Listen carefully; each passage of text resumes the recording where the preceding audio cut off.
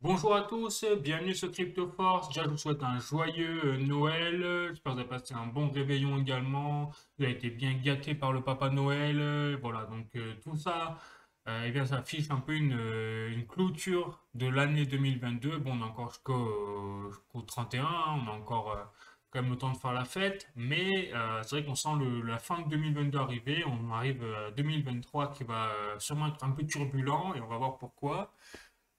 Mais également, on va parler de la géopolitique et j'ai essayé de faire la première vidéo d'après Noël là sur la Russie, comment elle peut contourner l'embargo occidental, pour voir si vraiment il sert à quelque chose cet embargo quelque part au niveau efficacité. Et on va voir également si qu'est-ce qu'a mis la Russie déjà en place concrètement au niveau preuves, etc. pour déjà contourner cet embargo, parce qu'il y a des faits avérés sur justement le contournement de la Russie de l'embargo sur son pétrole. Voilà. Mais bien sûr, avant ça,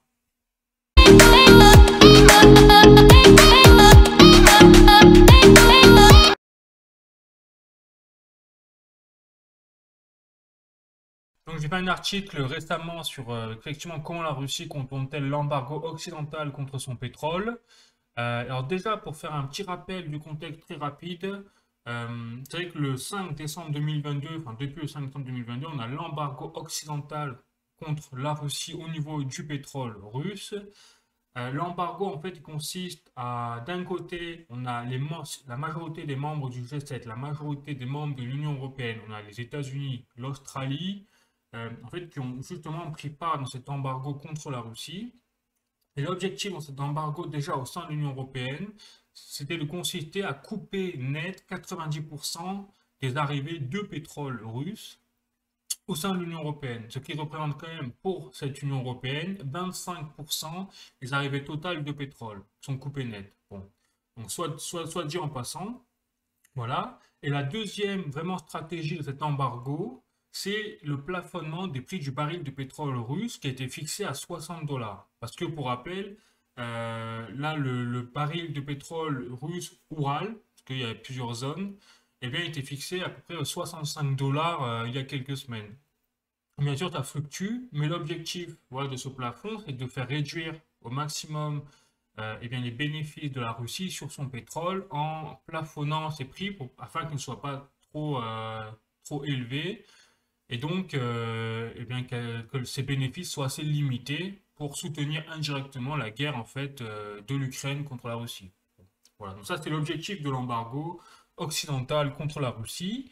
Mais ce qui est très intéressant de voir sur cet embargo, c'est que tout repose en fait sur les assurances. Là, on va en parler, donc, parce que j'ai fait des recherches peu détaillées au niveau des assurances. Déjà, il faut savoir que les navires pétroliers, quel que soit dans le monde, sont, doivent avoir obligatoirement trois types d'assurance. Ils doivent déjà avoir une assurance sur leur cargaison, une assurance également sur le corps des navires, qu'on appelle comme ça, pour tout ce qui est effectivement les dommages liés à l'infrastructure du navire. Et on a également, c'est là où c'est très important, tout l'embargo se joue sur cette assurance précisément là. C'est l'assurance de protection et d'indemnisation PNI qui comprend en fait une couverture illimitée. Donc là où illimité, là ça fait mal aux assureurs, je pense, des dommages causés à des tiers. Et donc là, en fait, c'est là où tout se joue parce qu'il faut savoir que l'assurance de protection et indemnisation euh, sur un navire pétrolier quel qu'il soit, s'il coule, eh bien, vous devez rembourser en fait quelque part la cargaison.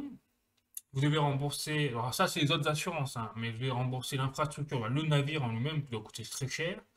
Et par contre, pour ce qui est PMI, pour les navires pétroliers, vous devez rembourser les dégâts liés à une mer Noire, par exemple. Et là, ça se chiffre, on sait très bien, des millions, voire des milliards de dollars, d'euros. Et c'est pour ça qu'aujourd'hui, les assurances dans le monde, il y en a très peu qui sont capables justement de couvrir des millions, voire des milliards de dollars sur un navire. Voilà. Et donc, c'est pour ça que ces assurances PNI, en fait, ce sont les assurances européennes qui sont les seules dans le monde et d'ailleurs qui ont 90 à 95% justement du marché des protections et indemnisations au niveau des assurances. Ce sont les seuls qui ont les moyens d'assurer, de couvrir les navires pétroliers. Voilà. Et donc c'est à travers ces assurances-là justement que l'Occident voulait un peu étrangler la Russie, l'obliger à se plier justement au plafonnement, parce que les assurances européennes sont les seules à pouvoir couvrir aujourd'hui, par majorité, les navires pétroliers russes. Voilà. Et donc, si en fait le baril de pétrole russe dépassait le plafonnement, si la Russie ne jouait pas le jeu, eh bien l'objectif c'est que toutes ces assurances-là européennes ont l'interdiction, ou avaient l'interdiction, de couvrir les navires pétroliers russes. Et donc faire mal forcément au flux international et commercial de pétrole de la Russie. Voilà. Sauf que ça, c'était dans le meilleur des mondes, parce que la Russie a indiqué clairement qu'elle ne jouerait pas le jeu, qu'elle ne se plierait pas aux exigences. Et Vladimir Poutine est allé encore plus loin parce qu'il a déclaré que tous les pays, n'importe lequel, qui s'amuserait à plafonner les prix de son baril de pétrole, eh bien, se verrait couper tout approvisionnement de pétrole, mais aussi de gaz et de combustibles solides. Donc là, c'est aussi intéressant. Alors, nous, on s'en fout parce qu'on n'a plus de pétrole russe, on n'a plus de gaz russe. Enfin, d'ailleurs, on voit le bordel en ce moment avec l'énergie. Mais déjà, nous, limite, au point où on en est, on s'en fout. Mais par contre, on a encore les combustibles solides. Et ça, on n'en parle jamais. Avec les combustibles solides russes qui vont vers l'Union européenne représentent quand même un marché de 40% au niveau des importations totales de l'Union européenne. C'est-à-dire que l'Union européenne importe du charbon, du bois, des déchets pour justement alimenter les hauts fourneaux et les centrales peut-être thermiques. Et ensuite, en brûlant ces matériaux-là, eh bien, peuvent produire de l'électricité. Voilà. Et donc, c'est un peu ce qui comblait quelque part la pénurie de gaz naturel pour cet hiver au sein de l'Union européenne. Sauf que là, avec cette politique-là, la Russie a dit clairement qu'en plus, ils allaient couper toutes les arrivées de combustibles solides vers les pays qui plafonneraient le pétrole russe. Donc, tous les pays de membres de l'Union européenne, quasiment, à part la Bulgarie, la Croatie, qui eux ont une dérogation parce que c'est particulier, qu'ils n'ont pas le choix, etc. Voilà. Donc ça, c'était vraiment le contexte au niveau des assurances, bien faire comprendre comment ça fonctionne. Mais maintenant, on va s'intéresser au vif du sujet, c'est-à-dire comment la Russie peut contourner l'embargo et comment elle a déjà mis en place certaines choses pour le contourner. Donc déjà, j'ai fait une petite liste. Alors déjà, on peut voir que la Russie, la première chose qu'elle a faite, c'est qu'elle a renforcé ses partenariats économiques avec ses alliés, donc du BRICS. Alors le BRICS, je rappelle que c'est une alliance faite avec le Brésil pour B, la Russie pour R, I pour Inde, C pour Chine et S pour Afrique du Sud. Donc voilà. Donc ça, c'est l'alliance du BRICS. On entend très peu parler, mais il faut savoir que ces pays-là sont en fait alliés en quelque sorte au niveau économique. Peut-être pas militaire encore, et encore heureux, mais peut-être que ça va venir, hein. On ne sait pas. Voilà. Donc ça, déjà première chose. Et là, donc j'ai un article, voilà, je suis sur prixdubaril.com. Au niveau du pétrole, c'est un site qui relate un peu les prix du pétrole en temps réel. Et l'article là, c'est la Russie devient le premier fournisseur de pétrole brut de l'Inde. Donc effectivement, et ça c'était en 2022. C'est-à-dire qu'on est passé, donc j'ai les chiffres là, euh, en fait on est passé quand même, l'Inde importe, faut savoir, plus de 1 million de barils de pétrole russe par jour. Ce qui est une énormité quand on sait le chemin qu'a fait l'Inde au niveau de ses importations de pétrole russe. C'est-à-dire que là, la Russie, en 2022, exporte au total 22% des besoins de pétrole de l'Inde. Et en fait, depuis le début de la guerre Russie-Ukraine, cette exportation a été multipliée par 6. Donc c'est une énormité. C'est-à-dire qu'au fur et à mesure que l'Union européenne, l'Occident, en fait, s'est désengagé de son partenariat avec la Russie, elle, a renforcé son partenariat avec l'Inde et aussi avec la Chine. Là, je parlais de l'Inde, mais il y a également la Chine. Et donc, en fait, là, il faut savoir aussi que la Russie représente également le deuxième importateur de pétrole de la Chine et représente 25% des besoins totaux au niveau des exportations vers la Chine de pétrole en Chine, ce qui représente 1,96 million de barils de pétrole par jour, avec une augmentation de près de 30% sur un an au niveau des importations de barils de pétrole en Chine comparé à 2021. Donc là, on voit bien que l'Inde et la Chine, alors bien sûr, elle déclare, elle, que ce n'est pas du tout pour soutenir la Russie, mais c'est qu'en fait, c'est juste parce que la Russie a une stratégie de faire baisser ses prix un peu discount, j'ai envie de vous dire, c'est un peu un Black Friday du pétrole sur une année, ou c'est une grande durée, par rapport à ses partenaires stratégiques privilégiés. Voilà.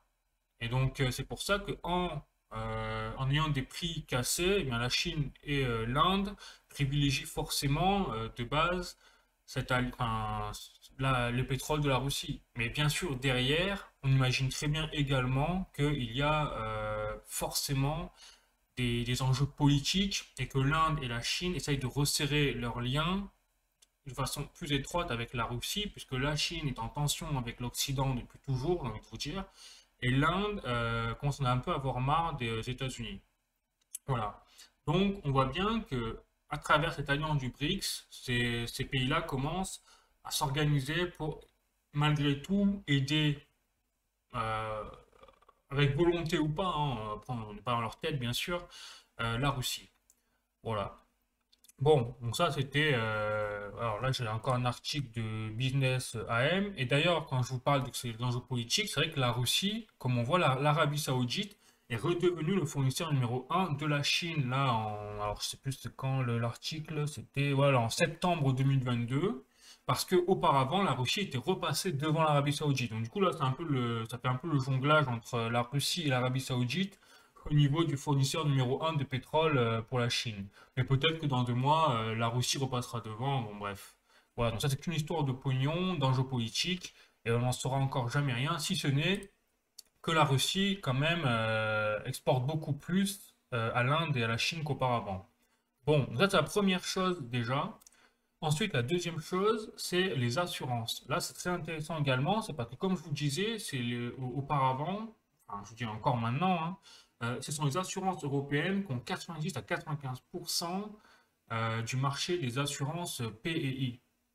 Et donc, sans ces assurances PEI, eh bien, les navires pétroliers, de toute façon, ne peuvent pas circuler dans les mers maritimes de l'Union européenne. Voilà. Et là, ce qui est très intéressant, c'est que là, je suis sur atlasmag.net, c'est-à-dire l'actualité quand même de l'assurance. Vous voyez, c'est un peu la référence dans le monde.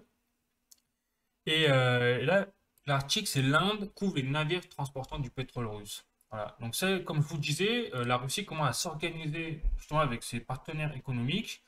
Et pour la Chine et l'Inde, le pétrole russe est devenu tellement attractif en termes de prix et même au niveau politique qu'ils en sont carrément à même essayer de développer des assurances ou même à assurer les navires pétroliers russes maintenant conjointement entre eux. C'est-à-dire que, d'après que disait l'article, c'est que l'Inde va assurer une partie du pétrole russe, la Russie va assurer également une partie de son pétrole, peut-être sur un même navire, et la Chine va peut-être elle aussi à son tour. Après, il n'y a pas encore d'article là-dessus, mais on peut imaginer très bien que la Chine pourra aussi couvrir sur ses propres flux de pétroliers russes qui va venir en Chine une partie de la cargaison. On peut tout imaginer. Voilà. Mais en tout cas, c'est vraiment ce qu'est en train de faire l'Inde de plus en plus. Voilà. Donc là aussi, on dirait que même les entreprises d'assurance sont en train de se réorganiser dans le monde. Pourquoi pas, on va se retrouver avec des répercussions au sein de l'Occident, parce que non seulement on n'aura plus de pétrole, mais en plus on aura peut-être un marché de l'assurance qui va se réorganiser au niveau mondial, qui va manger quelque part peut-être des parts de marché des indemnisations PEI de l'Occident, puisqu'ils ne serviront plus à rien pour la majorité des flux pétroliers dans le monde. Puisque je rappelle que la Russie est l'exportatrice numéro 2 de pétrole dans le monde. Voilà. Bon, soi-disant. Ensuite, là, point très important, maintenant j'ai passé au système de flotte fantôme. En fait, le système de flotte fantôme, parce que comme je vous le dis, auparavant, la Russie avait juste le pétrole russe, et en fait, elle comptait à la fois sur des navires étrangers de transport de pétrole et sur les assurances étrangères, notamment occidentales, pour acheminer son pétrole à droite à gauche. Sauf qu'avec l'embargo, eh bien, que ce soit les services maritimes de fret ou que ce soit les services d'assurance, tout cela a été interdit puisque la Russie ne veut pas respecter le plafonnement des barils de pétrole. Et donc, là, la Russie n'a pas trop le choix, en fait, que maintenant de désormais acheminer elle-même son propre pétrole. Pour cela, elle a fait, en fait, donc là, je me suis basé sur donc, un article du Financial Times, c'est que voilà, la Russie assemble une flotte fantôme de tankers, c'est-à-dire de navires pétroliers, pour contourner les sanctions pétrolières, enfin, au niveau du pétrole. Et donc, qu'est-ce qu'a fait la Russie? Eh bien, elle a acheté depuis le début de la guerre, c'est-à-dire quelque chose quand même qu'elle avait prévu, hein. Eh bien, elle a acheté une centaine de navires pétroliers qui étaient en fin de vie et elle a étoffé voilà, sa propre flotte de tankers. Le problème, là, c'est quand même pas anodin, c'est que du coup, on se retrouve avec des navires fantômes parce que les navires pétroliers russes qu'ils font désormais, c'est qu'ils suppriment leurs transpondeurs, c'est-à-dire quelque part des balises GPS. Donc, ça fait que ces navires-là, littéralement, passent hors des radars et donc sont fantômes. Mais le problème, c'est que du coup, ben, ça peut engendrer des problèmes de sécurité assez colossales parce que quand vous voyez plus des navires sur, par exemple, pour le contrôle comme pour les avions, ben, c'est-à-dire que vous avez un même système pour les bateaux, dans les navires, et donc quand vous vous retrouvez avec des navires hors circulation, c'est comme vous aviez un avion dans les airs qui était hors radar, et donc quand il faut atterrir, ben, ça gêne absolument tous les flux. Voilà, bon. C'est bien sûr, là je vous fais la version grossière, mais ça peut engendrer quand même des accidents même, parce que vous avez des trajectoires qui sont calculées, et donc si vous avez un navire qui est hors radar, eh bien vous ne pouvez pas calculer la trajectoire pour prévenir les autres navires, etc. Et c'est encore plus dangereux quand on voit que c'est lié avec du pétrole, et donc là les services de sécurité au niveau pétrolier sont complètement hors clou. Bon, voilà, donc ça c'est la nouvelle stratégie de la Russie. Alors bien sûr, elle a acheté une centaine de navires, et donc bien sûr, ça ne suffira pas jamais pour, par exemple, acheminer l'ensemble de sa production au niveau mondial. Voilà, donc c'est juste peut-être une partie du pétrole russe qui va pouvoir être acheminé comme d'habitude, j'ai envie de vous dire. Et enfin, la dernière chose, c'est donc là j'ai un article donc, sur globalwitness.org où en fait vous avez des soupçons, là c'est des soupçons, hein, d'opérations de transbordement entre les navires pétroliers russes et les navires pétroliers d'autres pays comme l'Azerbaïdjan et le Kazakhstan. Parce que quand vous prenez le Google Maps, vous savez que la mer Noire, en fait vous avez trois principaux exportateurs de pétrole qui passent par le détroit des Dardanelles et du Bosphore de la Turquie. Donc dans la mer Noire, c'est l'Azerbaïdjan, le Kazakhstan et la Russie qui exportent leur pétrole par cette mer-là, ils n'ont pas le choix. Et donc, ce qui soupçonne les autorités au sein de la mer Noire, c'est que il y a des opérations de transbordement de pétrole russe sur des tankers en fait, du Kazakhstan et de l'Azerbaïdjan, et qui ensuite partiraient livrer à droite à gauche du pétrole russe en fait, sans que personne ne le sache. Et c'est la même chose pour les oléoducs à destination par exemple du Royaume-Uni. Là aussi, il y a des gros soupçons. Bien sûr, ça peut pas être prouvé, mais du coup, en fait, on se rend compte qu'on va avoir du mal quand même à se passer peut-être de pétrole russe, que ce soit d'une façon ou d'une autre. Bon, voilà. Donc après, au niveau de la conclusion, euh, les seules preuves vraiment qu'on a de ce contournement de sanctions de la Russie sur son pétrole russe, c'est l'achat d'une flotte de pétroliers fantômes. Voilà, c'est vraiment la seule chose qui est avérée. Euh, Mais après, pour le reste, c'est aussi, bien sûr, les partenariats étroits économiques qui sont en train d'exploser entre la Russie, la Chine et l'Inde, et la construction d'un consortium d'assurance avec l'Inde et la Russie pour le moment. La Chine n'est pas encore dans le lot, mais on imagine que ça peut arriver dans le futur si ça arrangera la Chine. Voilà. Et donc, ce qui est intéressant de noter quand même, c'est que le Venezuela et l'Iran, euh, quand elles étaient sous sanctions américaines, elles ont agi de la même façon. Et donc, en fait, ce qu'on retient de ces sanctions-là par rapport à l'Iran et au Venezuela, c'est que ça ne l'a absolument pas gêné pour ces pays-là, hein, de passer en fait dans des systèmes un peu fantômes, avec des flottes de tankers fantômes, pour acheminer leur pétrole à droite à gauche, parce que de toute façon, il faut rappeler, c'est que le pétrole, le gaz, les combustibles solides, aujourd'hui, ce sont des ressources qui sont en demande constante, en augmentation dans le monde, au fur et à mesure justement que les pays en développement se développent et passent dans la catégorie pays riches, en fait. Voilà. Et donc, c'est pour ça que là, l'embargo, en fait, la conclusion, on peut dire que l'embargo contre la Russie, déjà, c'est sûr, il a moins d'impact qu'on aurait pu le penser.